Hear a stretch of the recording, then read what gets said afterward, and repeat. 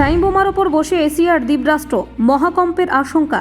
সুনামিতে উঠতে পারে ৯৮ ফুটের ঢেউ, লক্ষ লক্ষ প্রাণহানির শঙ্কা রয়েছে। এক সপ্তাহে দুবার কেঁপে উঠেছে জাপান, তাই মহা ভূমিকম্পের আশঙ্কায় চরম উদ্বেগ। জাপানে ফের ভূমিকম্পের তাণ্ডব চলছে, সুনামির ছায়া উপকূলে। সমুদ্র ফুঁসছে, জাপানে বারবার ভূমিকম্পে মহাসংকেত। ফুকুশিমার স্মৃতি ফিরিয়ে আনল নতুন কম্পন, মহা দুশ্চিন্তায় রয়েছে জাপান। ভূমিকম্পের পর সুনামি সতর্কতা, উপকূল ছাড়ার নির্দেশ বাসিন্দাদের। মহাকম্প কি তাহলে আসন্ন? জাপানে জোড়া ভূমিকম্পে বাড়ছে জল্পনা। প্রশান্ত মহাসাগরের তলদেশে নড়াচড়া, কেঁপে উঠল জাপানের উত্তর পূর্ব। তাহলে কি ভয়ঙ্কর কিছু আসন্ন?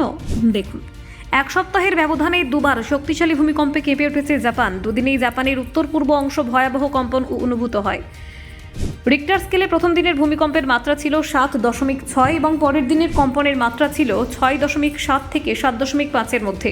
পরপর এই ভূমিকম্পে আতঙ্ক ছড়িয়েছে সাধারণ মানুষের মধ্যে এবং প্রশাসনকেও সর্বোচ্চ সতর্কতায় থাকতে হচ্ছে। এদিন সকাল ১১টা ৪৪ নাগাদ জাপানের স্থানীয় সময় অনুযায়ী জাপানের উত্তর পূর্বাংশে শক্তিশালী কম্পন অনুভূত হয়। ভূমিকম্পের উৎপত্তি স্থল ছিল আওমোরি প্রদেশের উপকূল, মাটির প্রায় ২০ কিলোমিটার গভীরে অবস্থিত। জায়গাটি জাপানের মূল দ্বীপ হনসুর উত্তরে অবস্থিত। এই কম্পনের জেরে একাধিক এলাকায় ভবন কেঁপে ওঠে এবং আতঙ্কে মানুষ ঘরবাড়ি ছেড়ে বাইরে বেরিয়ে আসে।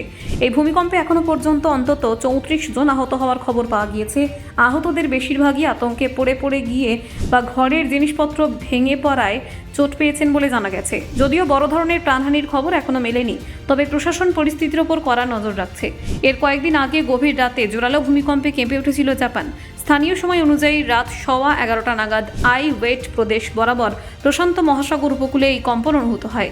রিক্টার স্কেলে তার মাত্রা ছিল ৭.৬। ওই ভূমিকম্পের জেরে ওয়েট প্রদেশের বিস্তীর্ণ এলাকায় আতঙ্ক ছড়িয়ে পড়ে। ঘন ঘন ভূমিকম্পের ফলে সুনামির আশঙ্কা দেখা যায়। জাপানের আবহাওয়া সংস্থা JMA ভূমিকম্পের পরপরই সুনামি সতর্কতা জারি করেছিল। জানানো হয়েছিল সমুদ্রের ঢেউ ৩ মিটার পর্যন্ত উঠতে পারে। হোক্কাইডো, আওমোরি এবং ইউয়াতে প্রদেশের উপকূলবর্তী এলাকায় বিশেষভাবে সতর্কতা জারি করা হয়। সুনামির আশঙ্কার জেরে উপকূলবর্তী এলাকার বাসিন্দাদের দ্রুত নিরাপদ স্থানে সরে যাওয়ার পরামর্শ দেওয়া হয়েছিল। প্রশাসনের তরফে মাইকের মাধ্যমে এবং মোবাইলে সতর্কবার্তা পাঠিয়ে মানুষকে সমুদ্র থেকে দূরে থাকতে বলা হয়। যদিও কিছু সময় পর পরিস্থিতি পর্যালোচনা করে সুনামির সতর্কতা প্রত্যাহার করে নেন জাপান সরকার। তবে সতর্কতা প্রত্যাহার করা হলেও বিপদের সম্ভাবনা পুরোপুরি কাটেনি বলে মত বিশেষজ্ঞদের। গত মাসে ওয়েট প্রদেশ থেকে প্রায় ৭০ কিলোমিটার দূরে প্রশান্ত মহাসাগরে সুনামি লক্ষ্য করা যায়। সেই অভিজ্ঞতা মাথায় রেখে প্রশাসন এখন কোনো ঝুঁকি নিতে চাইছে না। জাপান ভূমিকম্প প্রবণ দেশ হওয়ায় এমন প্রাকৃতিক দুর্যোগের সঙ্গে তাদের প্রায় মোকাবিলা করতে হয়। তবে ২০১১ সালে ভয়াবহ ভূমিকম্প এবং সুনামির স্মৃতি আজও জাপানের মানুষের মনে দগদগে ক্ষত হয়ে রয়েছে। ওই বছর ৯ মাত্রার ভূমিকম্পে কেঁপে উঠেছিল গোটা দেশ এবং মৃত্যু হয়েছিল প্রায় ১৮ থেকে ২০ হাজার মানুষের। ব্যুরো রিপোর্ট, অজানার দেশে।